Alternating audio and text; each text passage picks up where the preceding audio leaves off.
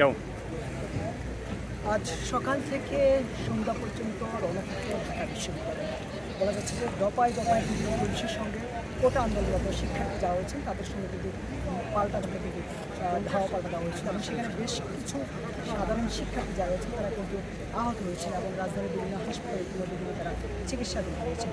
আরেকটি কথা আপনাদেরকে বলে রাখি, আজ সকাল থেকে যে পুলিশের সাথে যে সংঘর্ষ হয়েছে সেই সংঘর্ষ সব কিছু আপডেট জানার জন্য সংবাদের সঙ্গে কিন্তু আপনাদের সঙ্গে যুক্ত হয়েছে। তবে একটি কথা আপনাদের সেটি হচ্ছে যে নতুন করে কিন্তু তারা আবার কর্মসূচি দিয়েছে কোটা আন্দোলনের সেক্ষেত্রে তারা আগামীকাল থেকে কিন্তু লকডাউন তারা কর্মসূচি দিয়েছে শুধুমাত্র হাসপাতালের অ্যাম্বুলেন্স ছাড়া এবং গণমাধ্যম কর্মীদের গাড়ি ছাড়া কোনো ধরনের কমপ্লিট শাটডাউন। যদি কোনো ধরনের গাড়ি চলবে না কিন্তু তারা কিছুক্ষণ আগে জানিয়েছেন।